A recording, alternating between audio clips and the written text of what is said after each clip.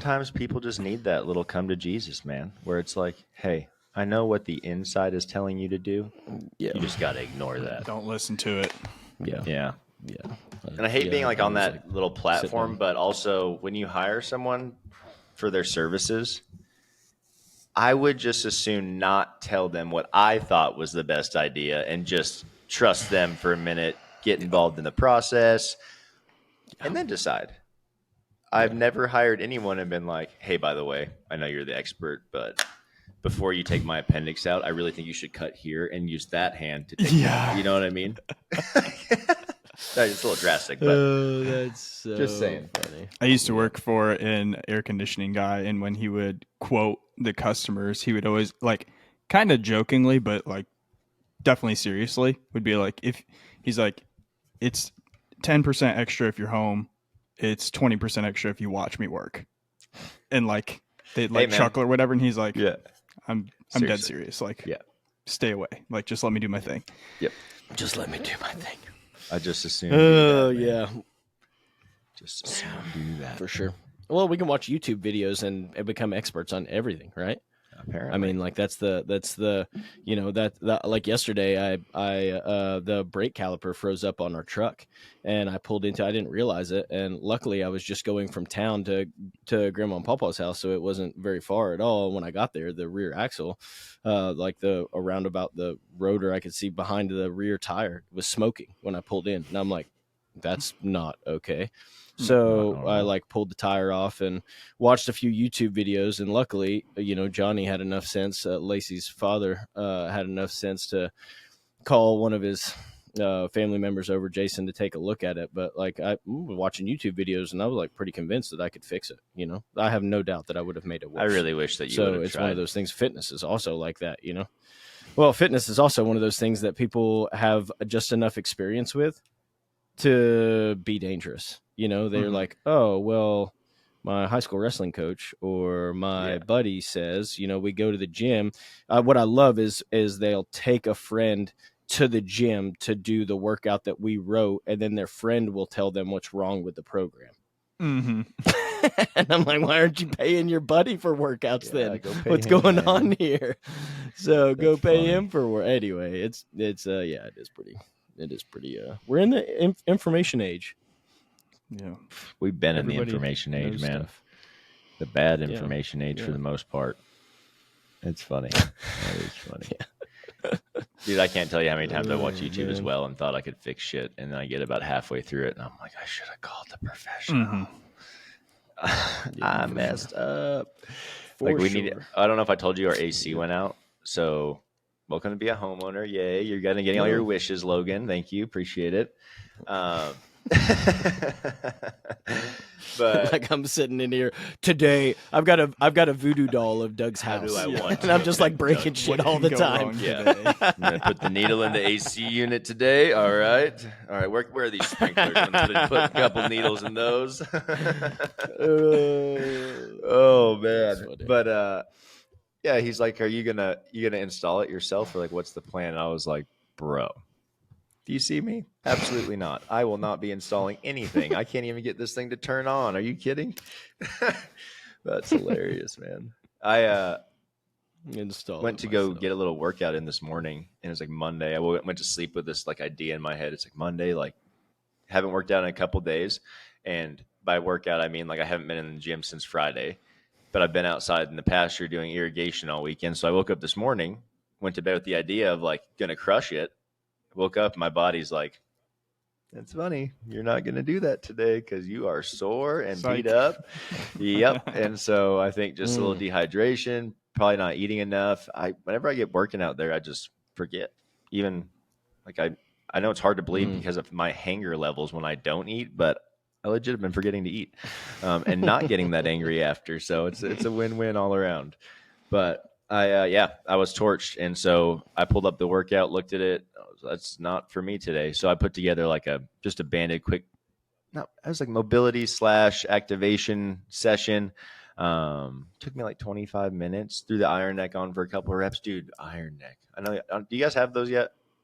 Any of those yet? Have you tried them? No. Besides my house? No. They're I can send you one outstanding. if you I don't want, know if you but- guys deal with neck you pain can like tell I me. do. We have. Yeah, my Probably neck not. is starting to get there. I don't know how I've been Logan does having a not little have bit neck of pain.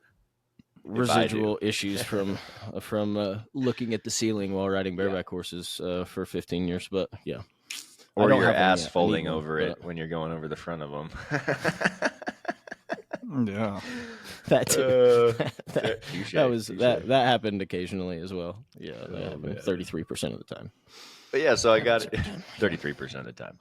I got in there and just got low movement in, and had Remy just bothering the living shit out of me the entire time I was in there. So I'm doing a half kneeling windmill, and every time my head goes down, it like rubs her belly, like the side of her, because she's standing right there, and I'm like, surely she's gonna move if I put pressure on her, you know? No, she just starts leaning harder into my head every rep to get the scratch on the downside. I was like, this is ridiculous, this damn dog. That's funny. But like, That's needless funny. to say, kind of, we were just talking about from the very beginning. We were talking about clients and all this stuff and experiences of like, you should do this, you should do that, and in all reality, just listening to your body majority of the time is a great place to start when it comes to like your fitness. And if you're feeling good, I even woke up in the green on my whoop, but I'm like, nope, my body's saying you are not ready for that, and that's okay. So, just encourage people to pay attention to how you feel, see what helps you, see what relieves it. That's why I go hit that iron neck every day and do some band and mobility.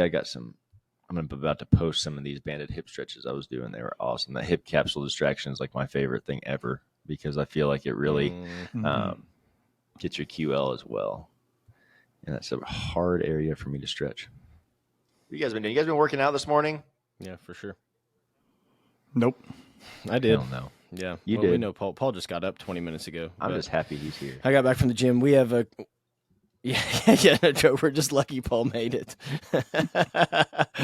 Yeah, I got back from the gym just a little bit ago. Lacey went off to the gym. She's been going to this gym up here in Benton that's got childcare, so she's headed off to the gym this morning. So we've been rolling. We have a crazy busy week this week with a bunch of those whippoorwill rodeos back to back setups and teardowns. And if that's not enough, I'm stupid and want to help people, and I'm doing a day camp during the day, 2 of the days. So it's literally going to be like get back from tearing down a rodeo at 4 a.m, at 9 have to go set up another one, and then at noon kids show up for a 4-hour day camp, and then the rodeo that night. Anyway, I didn't really think that through. I'm just like, oh, helping people sounds awesome, let's do that. But at any rate, so this week, I say all that to say this morning and tomorrow, these 2 days are like my big 2 work days for the next 9. So we are rolling, hit the ground at 4:45, and got to the gym and got some programming done and trying to make some content and all that kind of stuff. So I had to just I'll be completely honest,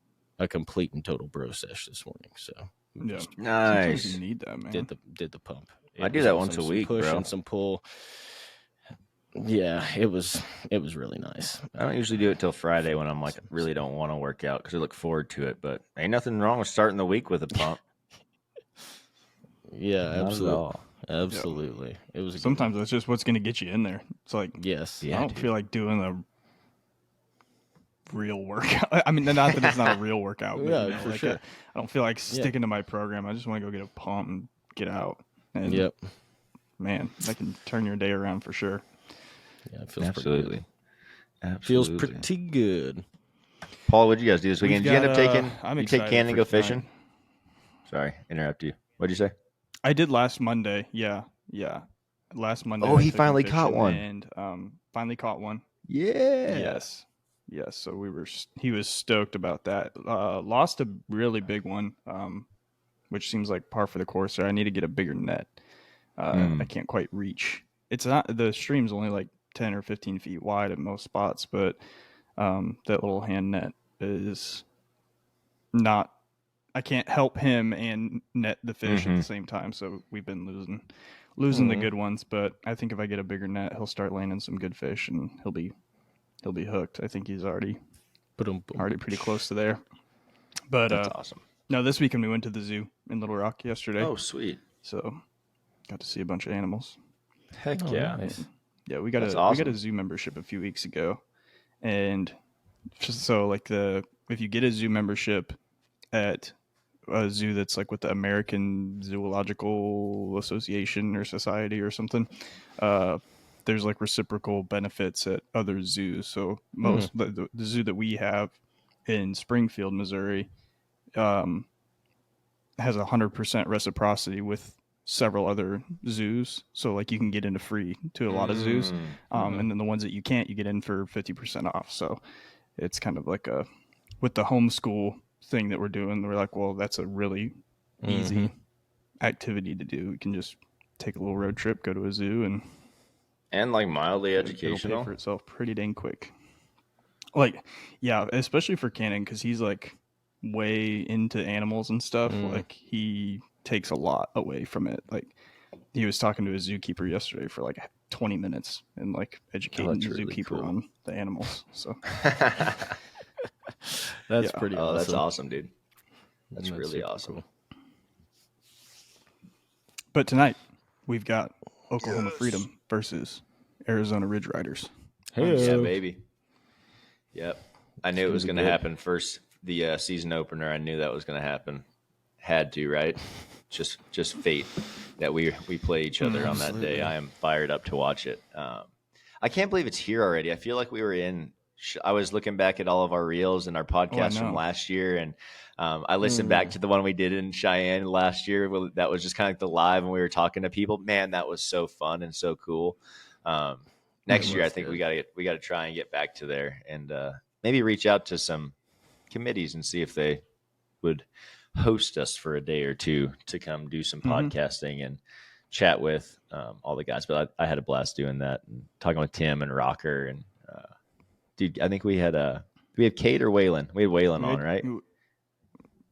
We had Cade on. Cade. Did we have Cade for sure? And, yeah, year later, Cade, and dude just won Calgary. Crazy. So cool, man. Oh, he had just won his first round there. He won the first round of Cheyenne that last year. And so like that was his first like big thing that he had done. And I was like, you got so much more ahead of you, man.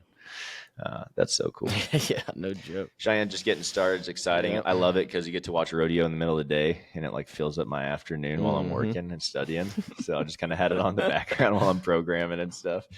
And little inspiration while I'm programming as well, getting to watch the sport specific movements and everything, some things I don't think about. We know, like, dude, we know what goes into each event. Like we do this all day, every day, but still I watch things happen throughout a run or a ride that are very rare, but you're like, ooh, we could definitely throw this in to help counteract that. It's just fun. I enjoy it. Yeah. You guys been watching it all? Watching films is like one of my favorite parts of what we do, just because I like to get really analytical about it. But I haven't watched the last couple of days, but I did watch Richie freaking go off on the first day. So that was awesome. That was awesome. Old Cactus Black. She's still good. I did see the day sheet, and that was my pick for that round. I was like, oh, dude, he is going to freaking eat her lunch. Yeah, he is going to eat her lunch, especially, in that pen, that was the one for sure. And it's been fun to take a look at Brucey got the on day was sheets really and good. stuff. Yes. Yeah, he had a good one too. So it's been fun to watch watch so far and looking at the day sheets. Smith has been posting the day sheets every day before, and so it's like going through the bronc riding and the bareback riding and making my selections and then getting to watch. Anyway, it's tis the season, man. It is. We are freaking going. Absolutely getting it. It's also part of the season where we're going to see the Wolves leave the group, and you're going to see those guys that are kind of realizing that I am about at my rodeo count already, and I'm not going to make it. So things are going to get real interesting. I was talking to Richie, and they rodeo every day here for the next week and a half, 2 weeks, finishing up with Mitchell, Nebraska, which is woot woot. I cannot wait for them. Fired up to have year 2. I don't know if I said this last time, but we're under the watchful eye of many people because of last year's event was wildly successful, but also we were a little underprepared for the success and the amount of people. So there was a lot of just chatter about things needing to be tightened up. So we've got some things we've been working on that for the last week, getting extra security and setting up barriers and making sure it's all going to be good to go, and we can keep the fans separated from everything else that's going on. But needless to say, I'm excited to get there, and to bring year 2 to Scottsbluff County is going to be outstanding. Really outstanding. Super Hopefully next cool. year we can make it even bigger. I heard, well, I haven't heard, I know that to have a standalone event now in 2024, it has to be 12,500 added per event at a minimum instead of 10,000. So you're going to have to, which is great for I think it's good for the sport. I think it's good for standalone events. I mean, if you're going to have one, you might as well, it needs to pay, right? It needs to be worth the entry and all that, and taking the time away to go get on. But I'm excited to get to Nebraska, fly down there next week. Well, I guess that's Sunday. I fly down there. Yeah. And then we'll be back for be back a day later, and that's it, man. My schedule's so different than last year. No Ellensburg this year. Just getting married. Married in September just kind of sits you at home. But also, let's be real. I'm going elk hunting for 2 weeks, so in September, so that's why I'm missing Ellensburg. I like to blame the wedding because it makes you seem more important, but I'm a little bit excited for some hunting this fall. It's gonna be good. Been shooting every day after my workouts, trying to do it like while I'm a little bit depleted or not as focused, like I've kind of been hiking, but I'm going to start strapping on the pack and kind of putting in, I don't know, I'll probably load it with pretty much everything I'm going to take on the hill and just start walking the roads in the morning and kind of getting used to carrying that thing, and then shooting the bow right after I do that with the heart rate elevated a little. I think that'll be just a good there's nothing that can represent or make up that intensity of something actually walking in front of you and you're going to do the deal. But I think it'll just be a good confidence builder. Yeah, your biology probably changes drastically, Bro. like when the moment comes. Yeah, I can't imagine. I want to see I would love to see the blood work, like the hormone work of what happens when that adrenaline spike. I bet just cortisol through the fucking roof. Because I remember last year, me and Kenny got in close to a couple, and every time he's like, dude, I thought you were going to have a heart attack. I could see your heart pumping through your chest, like through your shirt. It's like it's fun, man. It's nothing like it. I bet just your whoop data would be interesting to look at. Like you could probably hone in on those moments where you're seeing stuff, or hopefully when you get to take the shot, and get one, and you'd be able to look at your heart rate and look at your strain for the day. Anyway, I bet there's some interesting data there. That's a good idea. Yeah. It's a good idea. I only look at it at the end of the day, and I try not to, but when I'm out there, because my strain is like always like 22 or 23, like so it's maxed out. It's like, you've overreached today. I'm like, well, bitch, I'm about to do it again tomorrow. Let's go. Calm down. Not gonna get any better. Yeah, I'm just gonna take this thing off for a minute. Remember last year I had a doctor's appointment. I came back and she's like, "You've lost 12 pounds." I'm like, yeah, I've literally just been running through the mountains. That was over the last couple eating. Days. Yeah. She's like, "Are you good?" I'm like, "Yeah, totally healthy. Just a little sick with elk. That's all." Elk sick. Yeah, just a little elk sick. Just a little elk sick. Well, let's get into. I kind of feel like we were talking about at the beginning, which is just overreaching. Like when you go to the gym. I mean, I don't get to ask this particular question that often, but I feel like everyone has this question, and it's how do I know if I'm getting a good workout or not? Like, do I need to be crawling out of the gym dead, like Saving Private Ryan style, or is it okay if I walk out and I'm not dead and sweating my tits off and I have a good pump? Or is there time for both? We're going to get into it right now. Mm-hmm. Let's talk about, I think the first thing that people gauge getting a good workout on is how sore am I the next day? Mm-hmm. Agreed? Disagree? Yep. Yeah, I completely agree. Yeah. So let's just break down muscle soreness really quick.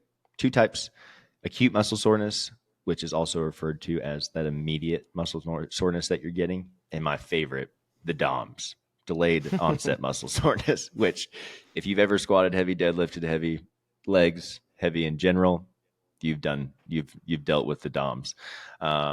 it's like that second day, you wake up the next day and you're like, oh, this isn't so bad. I didn't do too bad. I feel good. And then you wake up day 2 and you're like, what happened? Yeah.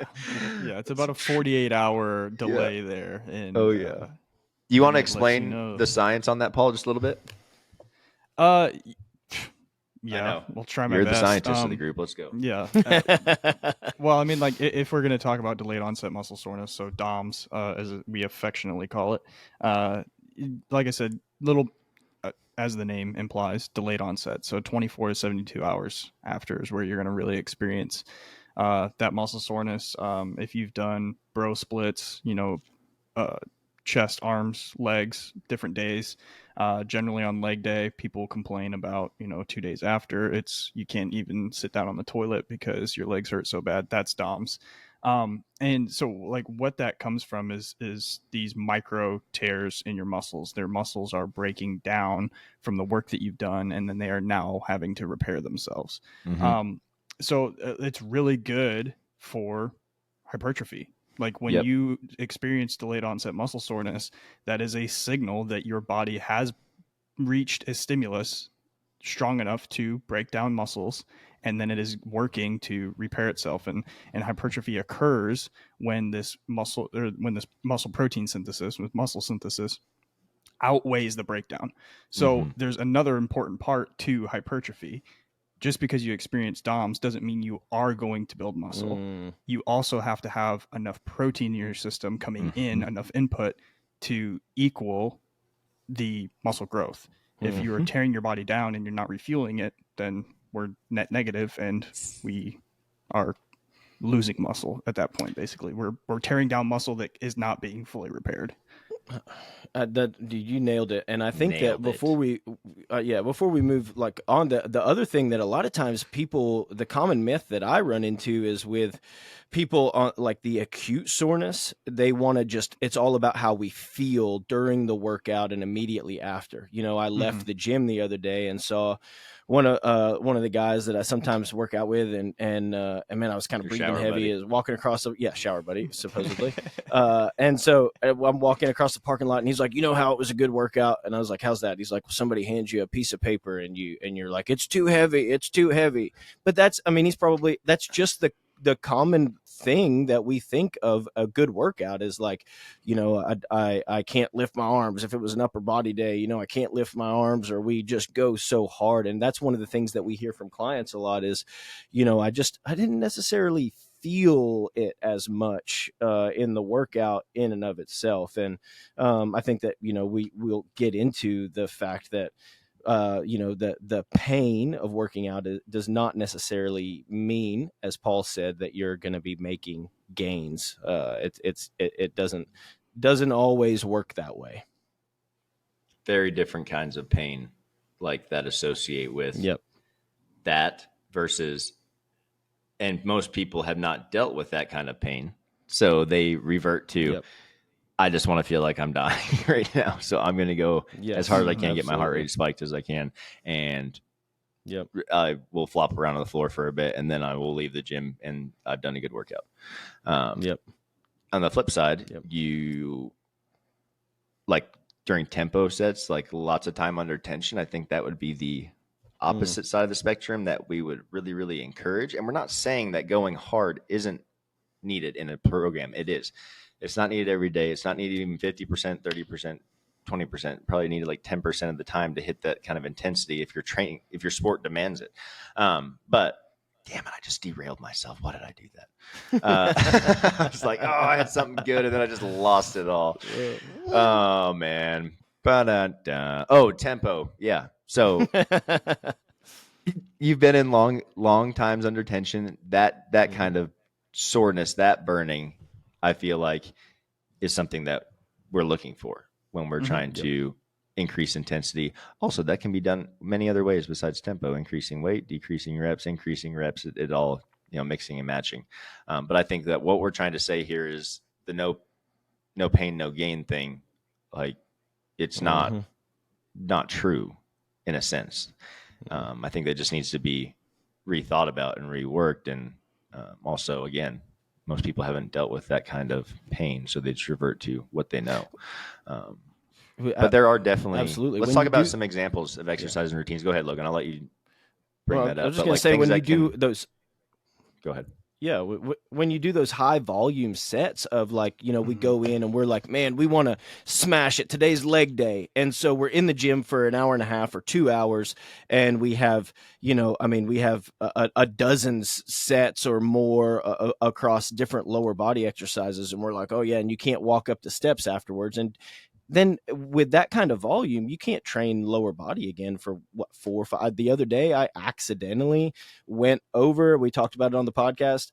There was no way I was training legs for at least 4 or 5 days afterwards. I mean, I was having a hard time for 3 days. I was having a hard time functioning normally, let alone going in the gym and training again.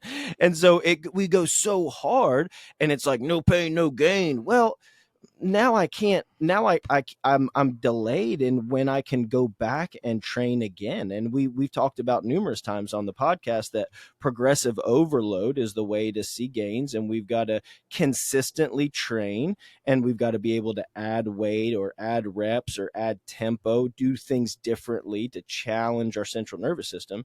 Well, if I can only train lower body 1 time a week with such a high volume that I can't walk for 4 or 5 days, how much progress am I really going to make? Mm-hmm. And I've got some friends that are professional bodybuilders, and they're going to train that way. Yeah, But that's a totally different. that's also their main goal. Like that's what Yes. they want. Like they're trying to replicate this, or get this response from their body that is going to, the only way through, or the only path to their goal is through this insane amount of volume on specific days to trigger this muscle growth. Yes. And they're also eating, their meal plan is a whole nother job in itself. So it's very goal specific, but for 99% of people, and I would say every single rodeo athlete, like that's not how you want to be training. There's different ways that we can work out that aren't going to elicit that insane amount of muscle soreness, either immediately or, the DOMs. Full body workouts, usually spreading out that volume over multiple workouts. So you might still hit 15 sets of legs this week, but we're going to do it over 3 or 4 days. We're not going to do it on Monday or on Tuesday. It's going to be spread out throughout the week. That's going to get you a similar response. You're still building power. You're still building strength. You might be building muscle if you want to, but it's kind of, there's a little bit of a nuance there. And then, like Doug was saying, like you can add intensity through tempo. You don't have to necessarily push through with additional volume or additional sets or reps or whatever. Like you don't have to. There's different ways to manipulate workouts, and so I think considering like your individual goal is really important when we talk about this, obviously. But spreading out volume over multiple workouts is probably the number one way that we apply this thought process to clients. And when I have a consult call with a client that has worked out before, they're experienced in the gym, I'm like, these workouts are going to be different than what you're used to. So just bear with me. Like this is not going to feel like you used to feel. You're not going to be drained when you leave the gym. You're probably going to feel pretty dang good when you leave the gym and be like, man, I wish I had more. But after 3 or 4 weeks, you're going to see why we did it this way. And you're not going to hurt, and you're going to be able to go get on your spur board or your drop barrel, and you're going to be able to get on bulls and horses, and you're going to feel good. You're not going to feel depleted. Yeah, that's really important. I think those are signs of effective workouts, right? You're feeling better than before you started. Noticing exercises are easier than maybe when you performed them last week or the weeks prior. One thing I always notice is form and posture are always improving, especially in those beginning phases of training. But there's 3 things right there that you can look at that are not super. They're just a good way to gauge how your body's feeling, and questions you can ask yourself, like, how are we feeling, now compared to when we started? How are these exercises? Are they tougher? Am I getting better at them? These are all great signs that you're increasing your strength, your form, endurance. I really, really encourage athletes and anyone listening to track your progress through the metrics that you're lifting each week, because that right there is going to show you on paper how we are getting better, how much more weight we are lifting. Also helps you track, are we progressively overloading?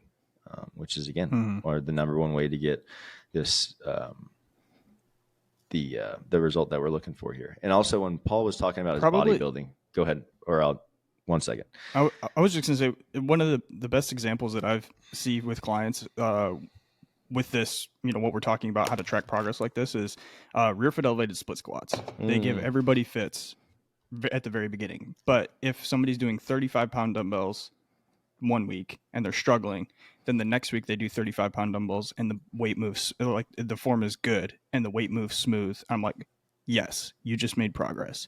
Then the next week they're using 40s instead of 35s. Boom, you just did better again. And they're not feeling like all those bad, like they're not breaking an insane sweat. They're not feeling super sore afterwards. Well, I mean, rear foot elevated split squats will definitely make you sore, but they're seeing progress in their workouts without having those things that they would traditionally think of as a sign of a good workout. It's like without having a full fucking mental breakdown in the middle of each workout, because that's what a lot of people shoot for, is just like, how can I crush my soul right here, right now, and just make it feel like I did something good. No, that's it, man. That's definitely it. And something you were mentioning about, you're talking about your bodybuilding friends and how it's that is their goal for their sport, is to get that adaptation. They need hypertrophy. They are going to deal with DOMs. They're going to deal with going a little bit too hard because that's what the sport demands. On the flip side with rodeo here, guys, girls looking at athletes on the other spectrum, like bodybuilders, they see they are elite in fitness. They copy them. Why will that not work for them? Mostly because of, we talk about it all the time, the recovery aspect. These bodybuilders, these professionals in fitness are professionals in recovery as well. So every time that they're checking that box of output, they're checking that box of recovery with their intake of food, with their sleep, with their lifestyle habits. And so their hormonal balance, their neurological function, their biological factors, all are going to be in a much better place than rodeo athletes are for the most part. And that's because of all the added, just the environmental stress. How many times a year do bodybuilders compete? They compete 1 to 3 times a year? Maybe. Yeah. They're not competing 100 times a year like a rodeo athlete. Yeah, 8 times in 6 days at times. So when we start talking about adding that kind of fitness and that stimulus to a rodeo athlete, you're just asking for a total breakdown, and not the kind that you can flop around on the floor and roll around after 5 minutes and get up from. It's it's the kind that takes months to get your body back to balanced and functioning and healthy again. So you've got to balance the challenge and your recovery. So if you are going ham in the gym, you've got to realize that you've got to go ham in your recovery. Same thing with practice, same thing with competition. You've had intense practices or intense competition, intense rodeos, or, got on eliminators. I don't know what sayings are for timed events, but whatever the same thing as that would be at a timed event. You've got to check the recovery boxes as well, or else we're gonna be hurting. Absolutely. Well, there's this all comes back to this thing called the general adaptation syndrome, which essentially just means that we have this stimulus, whether it's riding a bucking horse or a workout in the gym, and immediately after that, we're going to see a decline in performance because of the fact that we're a little sore from that workout.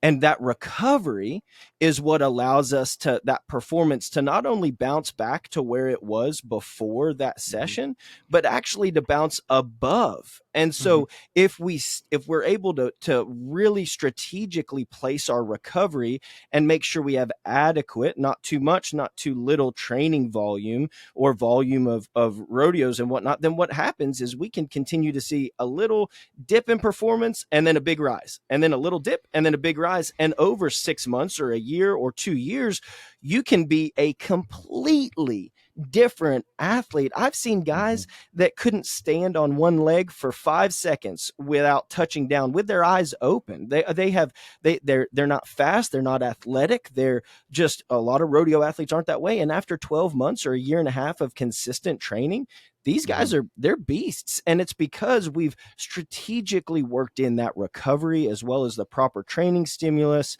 And they're able to just, their performance just skyrockets because of that. Absolutely, man. I like that you brought up consistency. it's huge with adaptation, right? You have to be consistent in like stressing that system to yield the adaptation. So, guys, rodeo athletes, number one thing I can say here is trust the process. Embrace the journey of gradual improvement. I know everyone is looking for that thing that's going to make you 90 points or throw a steer in 3 seconds tomorrow, but there isn't anything out there that exists like that. But there is something that can get you consistently doing those things in 6 to 12 months. And that's trusting the process and taking advantage of all the resources out there for you and to better your body as an athlete. I think it's super important. As we say in pretty much every episode, consistency comes up. You've got to be consistent, y'all.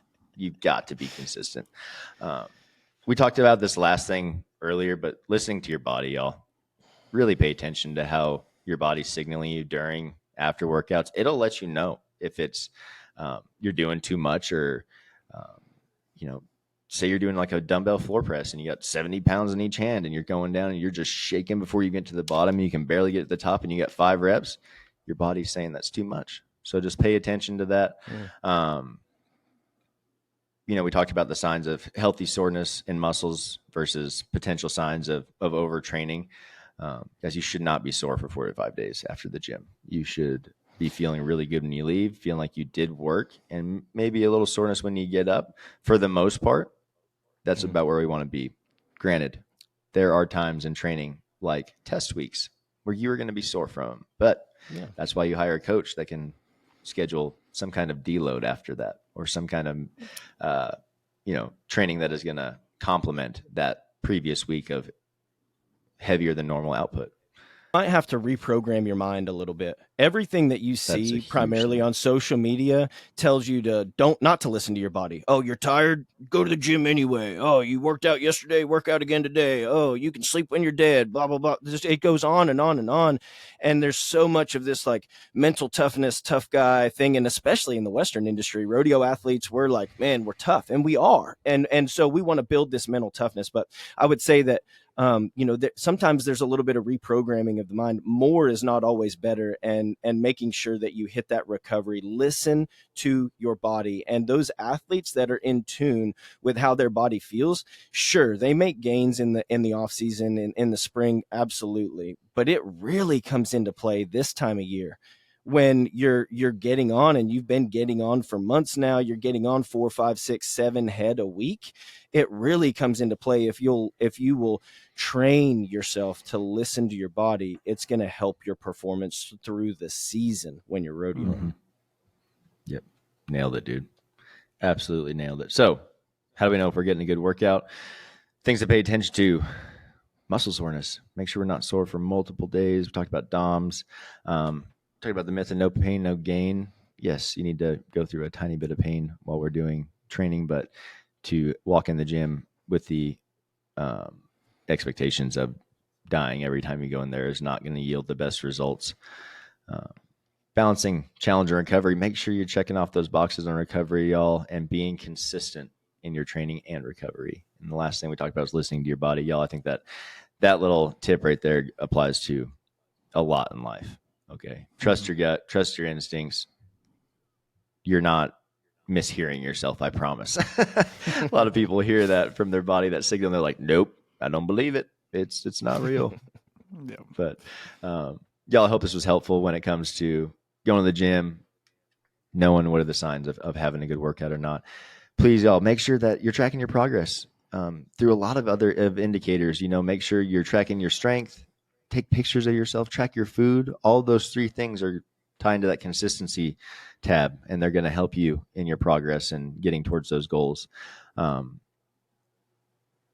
we got to thank our sponsors, Beastmaster Pro Rodeo. Been with us since day one, the premier rodeo gear equipment company out there. Whether you are the elite of the elite or just getting started in rodeo, they have gear for you, and you can use our discount code Champion Living, all uppercase. Going to save you 10% on your order. BeastmasterRodeo.com. Check them out. And also, we got to thank Hui Brands. You can use our discount code Champion Living, all one word as well. Is going to save you 10% in all Hui gear. We are coming out with some awesome workout swag, hats, and we've got some things in the works that are coming down the line, and I will be able to talk about later. But check them out, y'all.